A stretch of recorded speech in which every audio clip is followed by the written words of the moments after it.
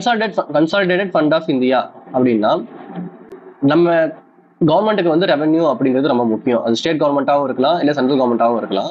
Revenue அப்படிங்கிறது ரொம்ப ரொம்ப முக்கியம். அந்த ரெவன்யூ வச்சு அவங்க என்ன பண்ணுவாங்க அப்படின்னா நமக்கு ரோடு போடுறது, பில்டிங் கட்டுறது, ஹாஸ்பிட்டல் கட்டுறது, ஸ்கூல்ஸ் கட்டுறது, அப்புறம் ஸ்கீம்ஸ் வந்து கொடுக்குறது, இந்த மாதிரி ஏகப்பட்ட விஷயத்த வந்து செய்வாங்க. ஸோ இந்த ரெவன்யூ எப்படி ஜென்ரேட் பண்ணுவாங்க அப்படின்னு பார்த்தோம்னா நமக்கு தெரிஞ்ச வரைக்கும் டேக்ஸ் அப்படிங்கிறது மக்கள் கிட்ட இருந்து ஒன்னா டைரக்டாவோ இல்லை இன்டெரக்டாவோ கலெக்ட் பண்ணுவாங்க அப்படிங்கிறது நமக்கு நல்லாவே தெரியும். இந்த டேக்ஸை தாண்டி வேற என்னென்ன இருக்கு அப்படின்னு பார்த்தோம் அப்படின்னா சில சமயங்கள்ல கவர்மெண்ட் என்ன பண்ணுவாங்கன்னா ஒரு விஷயத்துக்கு ஃபண்டாவோ இல்லை வந்து லோனாவோ கொடுப்பாங்க. அதன் மூலியமா வர ரிசோர்ஸஸ் வந்து அவங்க யூஸ் பண்ணிப்பாங்க. ஃபார் எக்ஸாம்பிள் இப்போ ஒரு டோல்கேட் ஆகட்டும், டோல்கேட் வந்து நமக்கு ஓரளவுக்கு அதுல இருந்து ஒரு சோர்ஸ் கிடைக்கும், இல்லை பத்திரப்பதிவு ஆகட்டும் அதுல இருந்து நமக்கு ஒரு சோர்ஸ் கிடைக்கும். ஸோ இந்த மாதிரி டேக்ஸ் ஆகும், ஃபீஸ் ஆகும், டியூட்டி ஆகும், அப்புறம் இன்டெரக்டா சம் சோர்சஸ் மூலியமாகவும், அப்புறம் வந்து வாடகைக்கு இடத்த விடுறாங்க, பில்டிங்கை விடுறாங்க அப்படின்னாலும் அந்த மாதிரியான விஷயங்கள் வந்து கவர்மெண்ட்டுக்கு ரெவன்யூ ஜென்ரேட் ஆகிட்டே இருக்கும். ஸோ இந்த ரெவன்யூ ஜென்ரேட் ஆகிறது கவர்மெண்ட் எங்க போய் அதை வைப்பாங்க அப்படின்னு பார்த்தோம்னா நம்ம கருவூலம் ட்ரெஷரின்னு சொல்லி சொல்றோம் இல்லையா. ஸோ அந்த ட்ரெஷரியில நம்ம சொல்றது கன்சாலிடேட்டட் ஃபண்ட் ஆஃப் இந்தியா அப்படிங்கிறது இந்தியன் கவர்மெண்ட்டுக்காக நம்ம கொடுக்கக்கூடிய ரெவன்யூ அதெல்லாமே சேர்ந்து கன்சாலிடேட்டட் ஃபண்ட் ஆஃப் இந்தியான்னு சொல்லி அந்த இடத்துல போய் ஸ்டோர் ஆகும். இது தமிழ்நாடு கவர்மெண்டா இருந்தது இல்லை கேரளா கவர்மெண்ட் மொத்தம் ஏதோ ஒரு ப்ரொவின்ஷியல் ஸ்டேட் கவர்மெண்டா இருந்தது அப்படின்னா அது consolidate fund of state government அப்படின்னு சொல்லிட்டு அப்படி போகும். பட் நம்ம கொஸ்டின் வந்து இங்க கன்சாலிடேட் ஃபண்ட் ஆஃப் இந்தியா அப்படிங்கிறதுனால நான் இந்தியா பத்தி தான் இப்போ இந்த இடத்துல ஆன்சர் பண்ண போறோம். ஸோ இதுக்கு 1 பேஜுக்கு உண்டான ஆன்சர் தான் போதும்னு நம்ம சொன்னோம் இல்லைங்களா. ஸோ அதன் பேசிஸ்ல நம்ம வந்து எழுதிக்கலாம் அதுல. ஸோ ஆர்டிகல் 266 கிளாஸ் 1 கீழே பார்த்தீங்கன்னா கன்சாலிடேட் ஃபண்ட் ஆஃப் இந்தியா அப்படின்னா என்னன்னு சொல்லிட்டு அதுக்கான டெஃபினேஷன் கொடுத்துருக்காங்க. இதுல பாருங்க, all revenue received by the government of India. So all revenue ஒட்டுமொத்தமாகவே எல்லா ரெவன்யூவும் தான், எல்லா ரெவன்யூவும் கவர்மெண்ட் ஆஃப் இந்தியாவால ரிசீவ் செய்யப்படுறது எல்லாமே கன்சாலிடேட்டட் ஃபண்ட் ஆஃப் இந்தியா அப்படின்னு சொல்லி சொல்லுவோம். இதுக்கு கீழே direct tax, indirect tax, money borrowed, அப்புறம் receipts from loans given by the government. So அது டைரக்ட் டேக்ஸாகவும் இருக்கும், இன்டைரக்ட் டேக்ஸாகவும் இருக்கும். நம்ம கடன் வாங்குறது கூட வந்து இந்த கன்சாலிடேட் ஃபண்டு கீழே தான் வரும். அப்புறம் receipts from loans given by the government. நாம வந்து லோன் கொடுக்குறோம், mean government of India loan கொடுக்குது அப்படின்னா அதுக்கான ரிசிப்ட்டுமே கூட வந்து இதுக்குள்ள இன்க்ளூட் ஆகும் அப்படின்னு சொல்லிட்டு சொல்றாங்க. ஸோ அப்போ direct tax, indirect tax, money borrowed, receipts from loans given by the government, இந்த 4 விஷயமே பார்த்தீங்க அப்படின்னா consolidated of India fund of இந்தியாக்குள்ள வந்துருது. அடுத்து all government expenditure except certain items from contingency fund, article 267, public account, article 266, class 2. So நம்ம government வந்து expense பண்ற விஷயம் எல்லாமே இந்த கன்சாலிடேட் ஃபண்ட்ல இருந்து தான் வந்து நம்ம எடுத்து எக்ஸ்பென்ஸ் பண்ணுவோம்.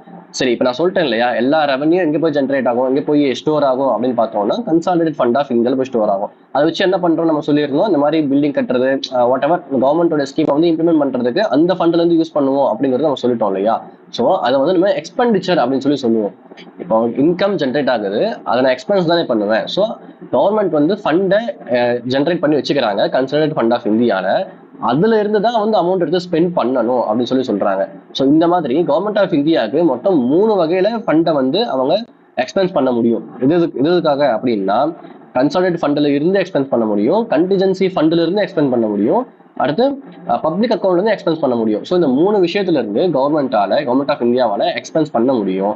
இதுல நமக்கு ஆன்சர் வந்து கன்சாலிடேட் ஃபண்ட் அப்படிங்கிறதுனால அதை பற்றி மட்டும் தான் பார்க்குறோம். அடுத்து parliament approval is needed to withdraw from this fund. So பார்லிமெண்ட்டுடைய அப்ரூவல் அப்படிங்கிறது ரொம்ப ரொம்ப முக்கியம். பார்லிமெண்ட் அப்ரூவல்னா அங்கே இருக்கக்கூடிய எல்லா மெம்பர்ஸுமே வந்து ஓகே நாங்கள் அப்ரூவ் பண்றோம் அப்படின்னு சொல்லிட்டு அப்ரூவ் பண்ணணும். அப்படி பண்ணா மட்டும்தான் கன்சாலிடேட் ஃபண்ட்ல இருந்து அவங்களால அமௌண்ட்டை எடுத்து ஸ்பெண்ட் பண்ண முடியும், இல்லைன்னா ஸ்பெண்ட் பண்ண முடியாது. அடுத்து controller and auditor general of India audits these funds and reports the relevant legislature. இப்போ இந்த கண்ட்ரோலர் இந்த ஆடிட்டர் ஜெனரல் ஆஃப் இந்தியா என்ன பண்ணுவாரு அப்படின்னா இந்த கன்சாலிடேட் ஃபண்ட்ல இருந்து எவ்வளவு அமௌண்ட் போயிருக்கு, எவ்வளவு ரிசீவ் ஆகிருக்கு, இது எவ்வளவு எக்ஸ்பென்ஸ் பண்ண முடியும் அப்படிங்கிற இந்த ஆடிட்டிங் ரிப்போர்ட்டை அவர் என்ன பண்ணுவாருன்னா பார்லிமெண்ட் கிட்ட கொடுப்பாரு. இந்த government of India consolidate fund of இந்தியால இருந்து ஸ்பெண்ட் ஆகிற அமௌண்ட்டை பார்லிமெண்ட் கிட்ட கொடுப்பாரு. ஸ்டேட் லெஜிஸ்லேச்சரா இருந்தால் அந்த ஸ்டேட் கிட்ட சப்மிட் பண்ணுவாரு. யார் மூலியமானா இந்த சிஏஜி பிரசிடென்ட் கிட்ட கொடுப்பாரு. பிரசிடென்ட் வந்து என்ன பண்ணுவாருன்னா பார்லிமெண்ட்ல சப்மிட் பண்ணுவாரு. ஸோ இப்படிதான் வந்து இந்த கன்சாலிடேட் ஃபண்ட்ல இருந்து என்னென்ன நடக்குது அப்படிங்கிற இந்த ஆடிட்டிங் ரிப்போர்ட்டை சிஏஜி பிரசிடென்ட் கிட்ட கொடுப்பாரு, பிரசிடென்ட் பார்லிமெண்ட்ல சப்மிட் பண்ணுவாங்க. ஓகே, இப்போ இந்த நம்ம தெரிஞ்சுக்கிட்டோம் கன்சாலிடேட் ஃபண்ட்ல இருந்து கன்சாலிடேட் ஃபண்ட்ல தான் நம்ம கவர்மெண்ட் தரக்கூடிய ரெவன்யூ எல்லாம் போய் சேரும். அதுல இருந்து தான் கவர்மெண்ட் வந்து ஸ்பெண்டும் பண்றாங்க அப்படிங்கிற நம்ம தெரிஞ்சுக்கிட்டோம். என்னென்ன விஷயத்துக்காக அவங்க ஸ்பெண்ட் பண்ணுவாங்க அப்படின்னு பாத்தீங்கன்னா அது ரெண்டா ஸ்பிளிட் ஆகிருக்கு. ஒன்னு expenditure charged upon consolidate fund, ரெண்டாவது expenditure charge from consolidate fund அப்படின்னு சொல்லிட்டு. So charge upon consolidate fund, charge from consolidate fund அப்படின்னு சொல்லிட்டு ரெண்டா இருக்கு. இது என்ன சார்ஜ் அப்பான் அப்படின்னு பாத்தீங்கன்னா நம்ம கான்ஸ்டிடியூஷன்ல ஆர்டிகல் 112ல ஆல்ரெடி வந்து மென்ஷன் பண்ணியிருக்காங்க. இதுக்கு இந்த விஷயத்துக்காக கன்சாலிடேட் ஃபண்ட்ல இருந்து அமௌண்ட்டை எடுத்து வச்சுட்டு தான் மிச்ச அமௌண்ட்டை நீங்க யூஸ் பண்ணிக்கணும் அப்படின்னு சொல்லிட்டு கான்ஸ்டிடியூஷன்ல ஆல்ரெடி மென்ஷன் பண்ணியிருக்காங்க.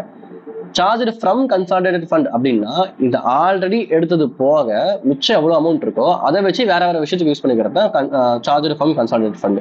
சரி, அப்ப என்னென்ன விஷயத்த வந்து சார்ஜ் அப்பான் கன்சாலிடேட் ஃபண்ட் அப்படின்னு சொல்லிட்டு ஆர்டிகல் 112 சொல்லியிருக்கு அப்படின்னா salaries and allowances of several high ranking officials and dignitaries.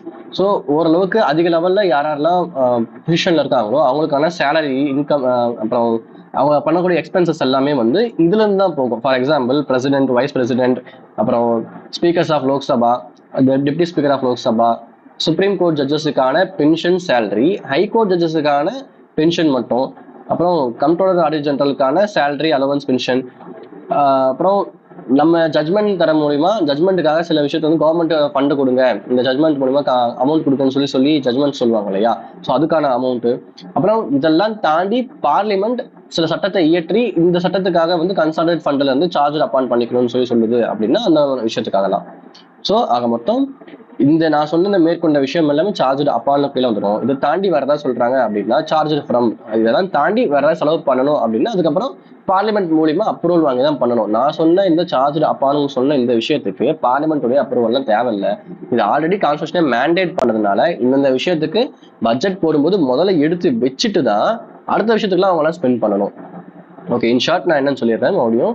Consolidated fund of India அப்படிங்கிறது இந்தியாவுக்கான கன்சாலிடேட்டட் ஃபண்ட். அந்த அமௌண்ட் இந்தியா ஸ்பெண்ட் பண்றதுக்கான ஒரு அமௌண்ட், இந்தியா ரிசீவ் பண்ணக்கூடிய எல்லா அமௌண்ட்டுமே கன்சாலிடேட்டட் ஃபண்ட் ஆஃப் இந்தியான்னு சொல்லி வந்துடும்.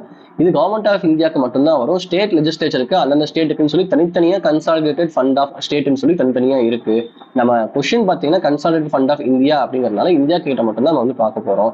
ஸோ இந்த ஃபண்டுங்கிறது எப்படி ஜென்ரேட் ஆகுது அப்படின்னா கவர்மெண்ட்டுக்கு நாம தரக்கூடிய டைரக்ட் டேக்ஸ், இன்டைரக்ட் டேக்ஸ், அதை தாண்டி கவர்மெண்ட் வாங்கக்கூடிய கடன், அப்புறம் கவர்மெண்ட் கொடுத்து வாங்கக்கூடிய வட்டி. ஸோ இந்த எல்லாமே இந்த 4 விஷயமும் பார்த்தீங்கன்னா கன்சாலிடேட்டட் ஃபண்ட் ஆஃப் இந்தியாவுக்கு கீழே வந்து போய் ஜென்ரேட் ஆகி உட்காந்துக்குவோம். ஸோ கவர்மெண்ட் ஏதாவது எக்ஸ்பென்ஸ் பண்றாங்க அப்படின்னா அந்த அமௌண்ட்ல இருந்தா சென்ட்ரல் கவர்மெண்ட் இருந்து எக்ஸ்பென்ஸ் பண்ணுவாங்க. அப்படி எக்ஸ்பென்ஸ் பண்ணும்போது எதுக்கெல்லாம் எக்ஸ்பென்ஸ் பண்ணலாம் அப்படின்னு பார்த்தீங்கன்னா 2 வகையா இருக்கு. Consolidated fund charge upon India, அப்புறம் consolidated fund charge from consolidated fund அப்படின்னு சொல்லி 2 இருக்கு. ஸோ சார்ஜ் அப்பான் அப்படிங்கிறது என்னன்னா இந்த மாதிரி expenditure charge upon consolidate fund, அப்புறம் expenditure charge from consolidate fund சொல்லி 2 இருக்கு.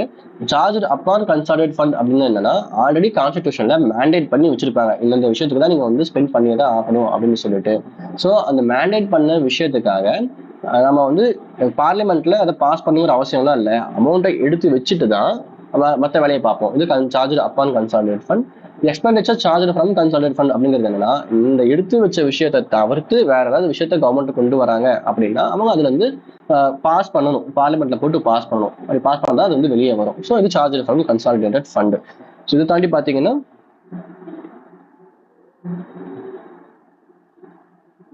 இதை தாண்டி நம்மளோட எக்ஸ்பென்ஸ் பாத்தீங்கன்னா 2 வகையில இருக்கு. ஒன்னு வந்து கண்டின்ஜென்சி ஃபண்ட், இன்னொன்னு பப்ளிக் அக்கௌண்ட். இது டோட்டலி வேற, இதுக்கும் டிஃபரன்ஸ் இருக்கு. Okay, consolidated fund of India இதோட முடிஞ்சது.